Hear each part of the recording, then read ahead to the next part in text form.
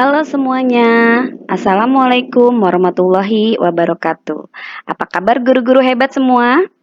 Terima kasih telah bergabung dengan kami di sesi webinar kali ini. Dalam sesi ini, kita akan menjelajahi topik yang sangat menarik tentang proyek penguatan profil pelajar Pancasila. Mari kita mulai webinar hari ini dengan memperkenalkan diri. Saya, Sinta Aryani, akan menjadi host pada sesi ini. Saya mengajar di salah satu sekolah dasar negeri di daerah Gunung Putri Bogor. Pada kesempatan kali ini, saya akan mencoba berbagi pemahaman atau pengetahuan tentang proyek penguatan profil pelajar Pancasila di sekolah dasar. Saat kami memulai, jangan ragu untuk berbagi pemikiran, pertanyaan, ataupun komentar Anda.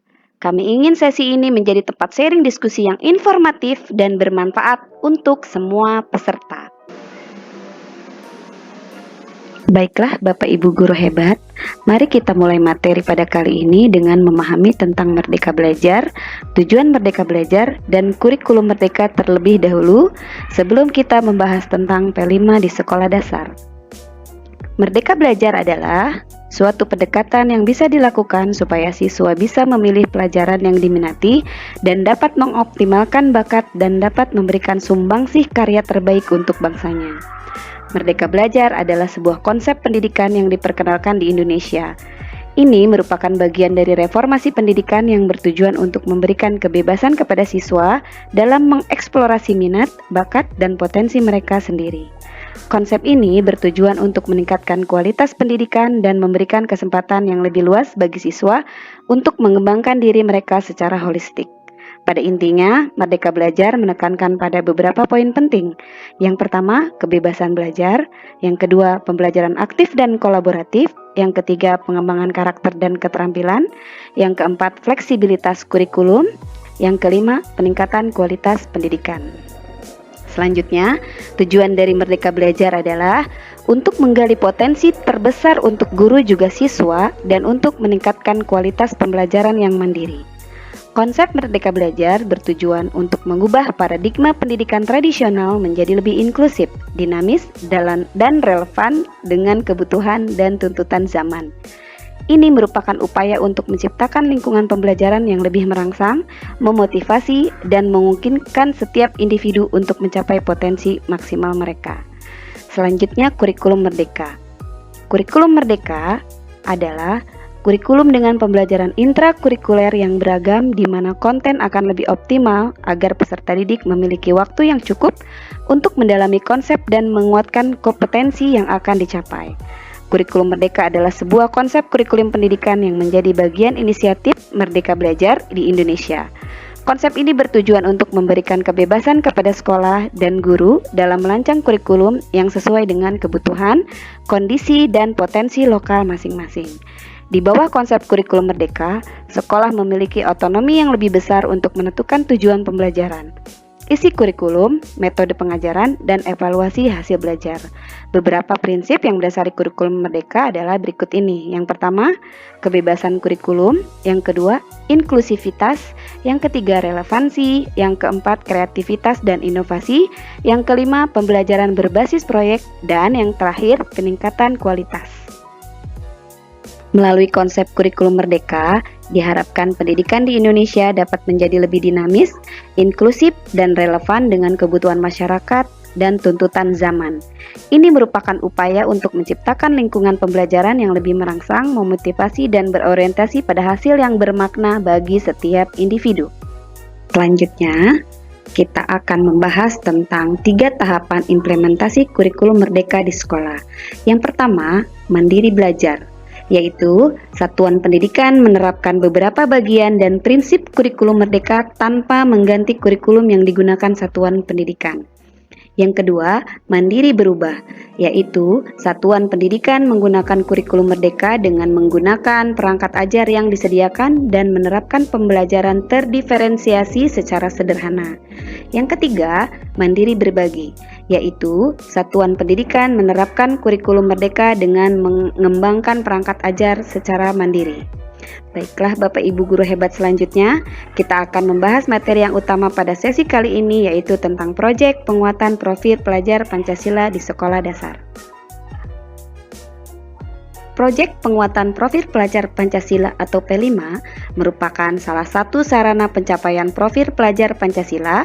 Kegiatan ini diharapkan dapat mendorong peserta didik menjadi pelajar sepanjang hayat yang kompeten, berkarakter, dan berperilaku sesuai dengan nilai-nilai Pancasila. Tujuan P5 mengoptimalkan kemampuan siswa, menguatkan pencapaian profil pelajar Pancasila dikembangkan berdasarkan tema tertentu yang ditetapkan oleh pemerintah. Berikut ini, proyek penguatan profil Pancasila memiliki beberapa tema yang bisa digunakan oleh satuan pendidikan, yaitu yang pertama, gaya hidup berkelanjutan. Tema ini memberikan pengalaman pada murid untuk peduli dan berkontribusi pada lingkungan sekitar sesuai dengan kemampuannya. Yang kedua, kearifan lokal. Tema ini memberikan pengalaman pada murid untuk berkontribusi melestarikan budaya lokal setempat. Yang ketiga, Bhinneka Tunggal Ika. Tema ini tentang keberagaman masyarakat Indonesia, suku, budaya, agama, kepercayaan. Diharapkan dapat menimbulkan kesadaran untuk mencintai perbedaan masyarakat Indonesia serta rasa persatuan dapat ditumbuhkan sejak dini. Yang keempat, kewirausahaan. Tema ini untuk mengidentifikasi potensi ekonomi di tingkat lokal dan masalah yang ada dalam pengembangan potensi tersebut, serta kaitannya dengan aspek lingkungan, sosial, dan kesejahteraan masyarakat. Yang kelima, berekayasa dan berteknologi untuk membangun NKRI. Tema ini untuk melatih daya pikir kritis dan kemampuan rekayasa secara sederhana untuk membangun produk berteknologi yang memudahkan kegiatan dirinya sendiri dan sekitarnya. Dalam menentukan tema pada satuan pendidikan, setiap satu semester menggunakan satu tema. Jika memungkinkan, semua tingkatan kelas menggunakan tema yang sama. Untuk pembahasan selanjutnya, berikut adalah dimensi dan elemen profil pelajar Pancasila. Yang pertama, beriman bertakwa kepada Tuhan Yang Maha Esa dan berakhlak mulia, meliputi elemen akhlak beragama, akhlak pribadi, akhlak manusia, akhlak kepada alam, dan akhlak kepada negara. Yang kedua, berkebinekaan global, yaitu meliputi elemen mengenal dan menghargai budaya, komunikasi antar budaya, refleksi dan tanggung jawab terhadap pengalaman kebinekaan, dan berkeadilan sosial. Yang ketiga, bergotong royong, meliputi elemen kolaborasi, kepedulian, dan berbagi. Yang keempat, mandiri, meliputi elemen pemahaman diri dari situasi yang dihadapi dan regulasi diri. Yang kelima, bernalar kritis, meliputi elemen memperoleh dan memproses informasi dan gagasan, menganalisis dan mengevaluasi penalaran dan prosedurnya, dan refleksi pemikiran serta proses berpikir. Yang terakhir, kreatif, meliputi elemen menghasilkan gagasan yang orisinal, menghasilkan karya dan tindakan yang orisinal, dan memiliki keluasan berpikir dalam mencari solusi permasalahan. Pembahasan kita selanjutnya yaitu tahapan proyek dalam kegiatan pembelajaran P5 di sekolah. Tahapan proyek kegiatan P5 di sekolah ada 4 tahap. Yang pertama, tahap pengenalan. Siswa dapat melakukan riset awal atau pembelajaran tentang topik dan teknologi yang relevan dengan proyek untuk meningkatkan pemahaman mereka sebelum memasuki tahap berikutnya. Melalui partisipasi aktif dalam kegiatan-kegiatan tersebut, siswa dapat membantu memastikan bahwa proyek memiliki dasar yang kuat dan pemahaman yang jelas sebelum melanjutkan ke tahapan selanjutnya dalam siklus proyek P5. Tahap yang kedua yaitu tahap kontekstualisasi. Pada tahap kontekstualisasi, peserta didik melakukan eksplorasi opini dan praktik di dalam masyarakat terkait perbedaan di area publik, apakah masih menjadi kendala dalam membangun keharmonisan. Peserta didik melakukan observasi di beberapa area publik, misalnya mengajukan kunjungan keluar seperti study tour, mengunjungi tempat-tempat yang sesuai dengan kebutuhan proyek untuk didiskusikan bersama kelompoknya mengenai hal-hal yang ditemuinya di sekitar terdekat atau tempat tinggalnya.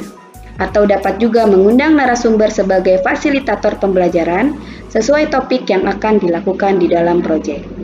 Tahap yang ketiga yaitu tahap aksi. Dalam konteks proyek P5 untuk siswa, tahap aksi mengacu pada tahap di mana siswa aktif menjalankan rencana kerja yang telah mereka buat dalam tahap sebelumnya. Ini adalah tahap di mana ide-ide dan konsep-konsep yang telah dipelajari diterapkan ke dalam praktik. Dalam tahap aksi, siswa berperan aktif dalam menjalankan proyek mereka, menerapkan pengetahuan dan keterampilan yang telah mereka pelajari, serta mengatasi tantangan yang mungkin muncul selama prosesnya. Tahap ini memberikan kesempatan bagi siswa untuk belajar melalui pengalaman praktis dan mengembangkan keterampilan manajemen proyek yang berharga. Yang keempat adalah tahap refleksi dan tindak lanjut. Dengan melakukan kegiatan-kegiatan ini, tim proyek dapat memastikan bahwa mereka memanfaatkan pengalaman proyek dengan sebaik-baiknya dan terus meningkatkan kinerja mereka di masa mendatang. Tahap refleksi dan tindak lanjut adalah kesempatan untuk belajar dan tumbuh dari pengalaman proyek yang telah dilalui.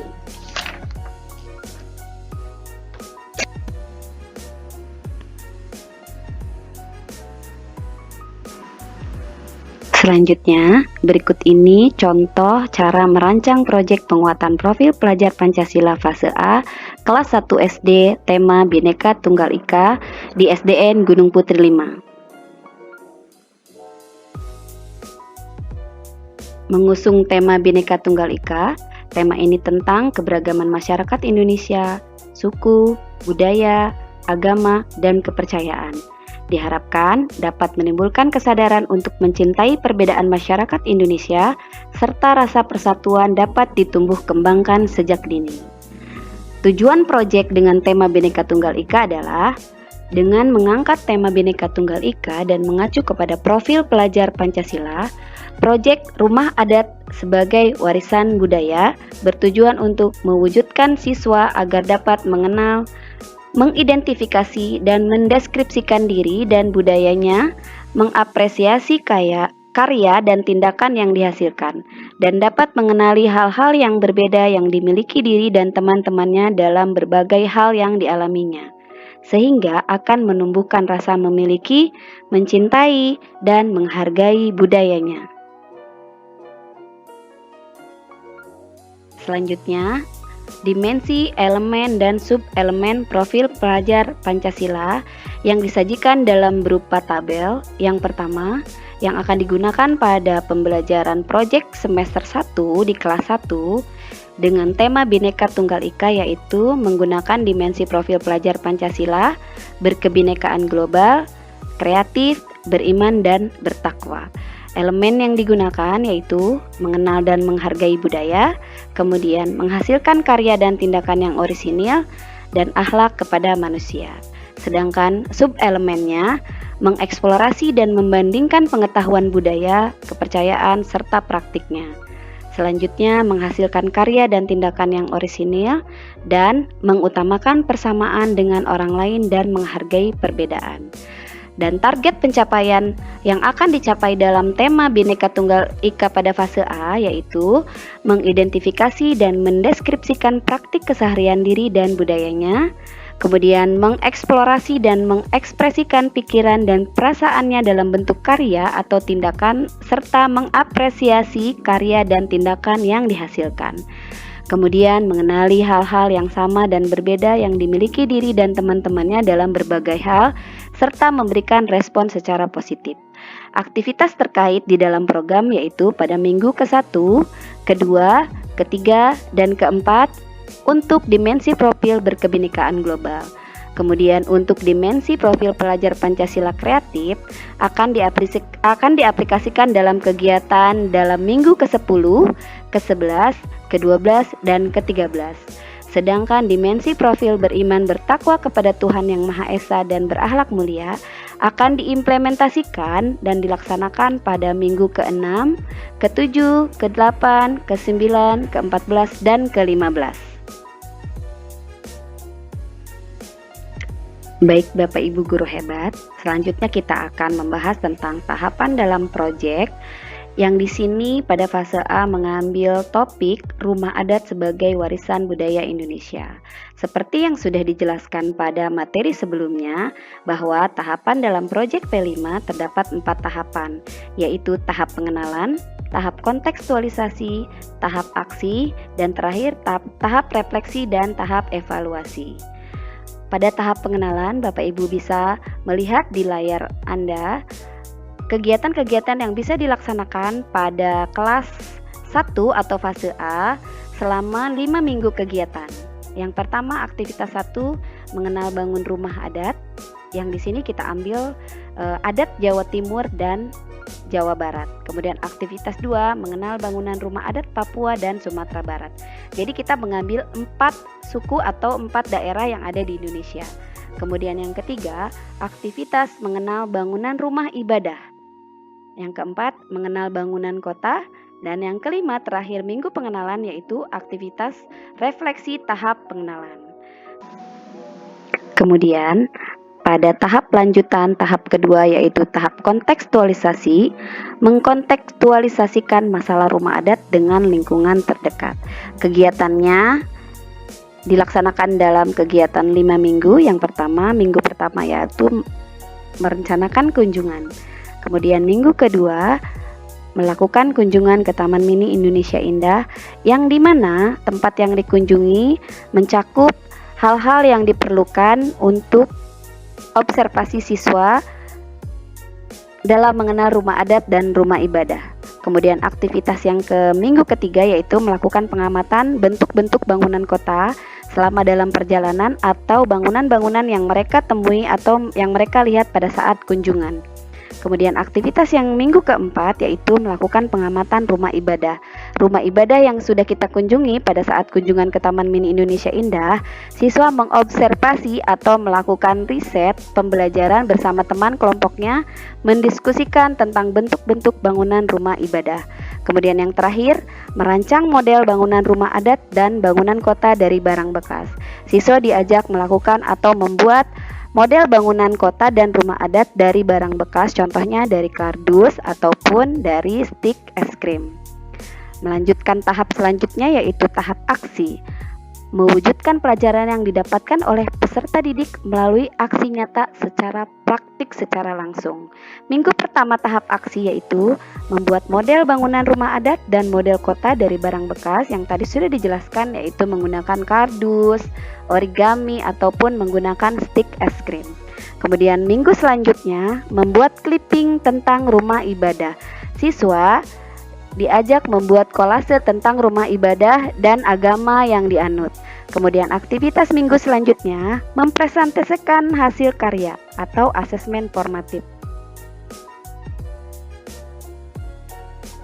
Selanjutnya aktivitas persiapan pameran. Lalu yang terakhir adalah aktivitas pameran.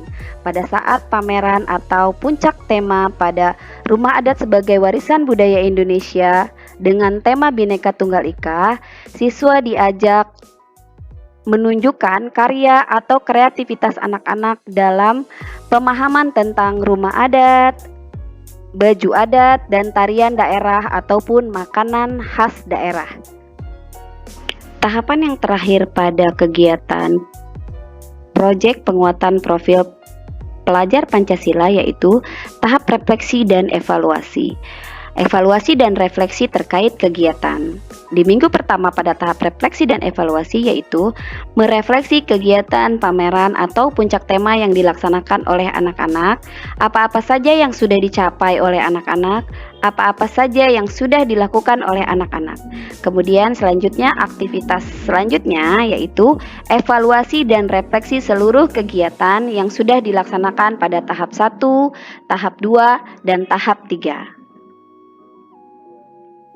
Berikut ini contoh format penilaian proyek penguatan profil pelajar Pancasila, bisa diaplikasikan dalam tabel seperti yang Bapak Ibu guru hebat lihat di layar.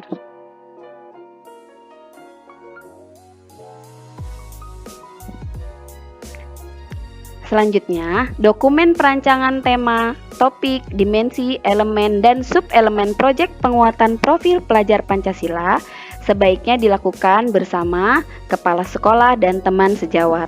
Kemudian, sharing bersama guru kelas 1, membicarakan tujuan, potensi, dan peluang yang akan dilaksanakan di dalam proyek.